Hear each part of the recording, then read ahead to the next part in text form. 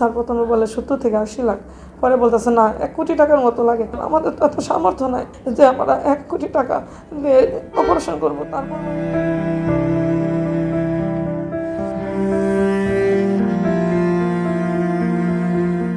মাত্র 6 মাস আগে প্রবাসী বিল্লাল ও শারমিন আক্তারের ঘর আলো করে জন্ম নেয় সাইফ হাসান।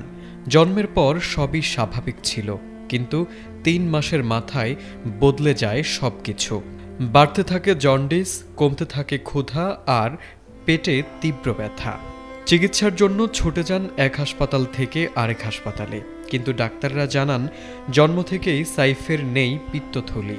এ কারণেই দিনে বেশিরভাগ সময় ব্যথায় কেঁদে ওঠে এই ছোট্ট শিশু। তাদের মতে উন্নত চিকিৎসা না হলে বাঁচানো কঠিন। আমার বাচ্চা এই সমস্যাটা আমি ধরতে পারি 3 মাস বয়স থেকে, যেটা আমাদের জন্য খুব দেরি হয়ে যায়। ওর যদি আমরা আগে ধরতে পারতাম তাহলে বাংলাদেশে একটা কাশাই নামে একটা অপারেশন হতো, ডাক্তার বলছে সেটা 1.5 থেকে 2.5 মাস বয়সে হয়, কিন্তু আমাদের সেটা সময় ওভার হয়ে গেছে। আমরা ডাক্তার দেখাইতে দেখাইতে সব রিপোর্ট হাতে পাইতে পাইতে 3.5 মাস হয়ে যায়। পরিবার সাইফকে নিয়ে যায় ভারতের একটি বিশেষায়িত হাসপাতালে। সেখানে পরীক্ষা নিরীক্ষার পর জানানো হয় সাইফকে বাঁচাতে হলে জরুরি লিভার ট্রান্সপ্লান্ট ছাড়া কোনো উপায় নেই। আমরা সব রিপোর্ট পাইতে পাইতে 3.5 মাস হয়ে যায়।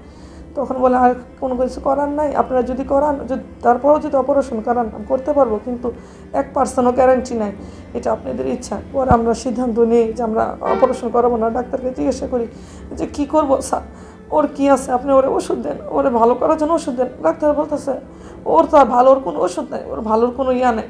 ওরে যদি চিকিৎসা করাতে চান তাহলে ওর একটা আছে লিভার ট্রান্সপ্লান্ট, আর যদি না করাতে চান ওরে বাসায় নিয়ে যান। ওরে বাসায় নিয়ে গেলে ও যতদিন আল্লাহ হাতে রাখছে, 1 বছর 8 মাস 12 মাস, এরপরে ও মারা যাবে, খিঁচুনি মিঠা জ্বর হইয়া পেট ফুলে মারা যাবে। আর এই অপারেশনের খরচ প্রায় 1 কোটি টাকা। মা শারমিন নিজের লিভার দিতে প্রস্তুত। একজন মা সন্তানের জন্য জীবন দিতেও পিছপা হন না, কিন্তু চিকিৎসা ব্যয়ের সামনে আজ অসহায় এই পরিবার। লিভার কে দিবে সেটা নিয়ে আমরা টেনশন না, মানে সেটা নিয়ে আমরা চিন্তিত না। আমাদের চিন্তা ছিল প্রথমে টাকা নিয়ে। আমি তো সর্বোচ্চ দিয়ে চেষ্টা করতেছি যে 5 তারিখ পরে যাতে যাওয়া যায়, কিন্তু তারপরে পারতেছি না। হয়তো বা পরে টাকা হবে, কিন্তু ওর চিকিৎসা করলেও লিভার ট্রান্সফার করলেও ও সাকসেসফুল হবে না। আমাদের এই মাসের মধ্যেই যেতে হবে। আর এখন আমি চাইতেছি আমাদের দেশের সরকারের কাছ থেকে, আমাদের প্রবাসী ভাই বোনদের কাছ থেকে, এমনকি যারা বৃত্তশীল মানুষ আছে সমাজে, তাদের সবার কাছ থেকে আমি একটু সহযোগিতা চাই, যাতে আমার বাচ্চা সুন্দরভাবে একটা জীবন পায়। সে কান্না করলে আমাদের অনেক খারাপ লাগে। সে 3 মাস 4 মাস যাবৎ প্রায় খুব কান্নাকাটি করে, রাতে ঘুমায় না, আমরাও ঘুমাতে পারি না, সবাই ওর জন্য কান্নাকাটি করি আমরা বসে থেকে। কিন্তু আমাদেরকে মনে করি আমাদের যত তাড়াতাড়ি সম্ভব ওকে চিকিৎসা করার জন্য নিয়ে যেতে হবে। আর এই 20 দিনের ভিতরে যদি না নিয়ে যেতে পারি তাহলে হয়তো আর সাপনকে আমরা বাঁচাতে পারবো না। ইতোমধ্যে জায়গা জমি বিক্রি করে জোগাড় হয়েছে 40 লাখ টাকা, কিন্তু এখনও বাকি 60 লাখ টাকা।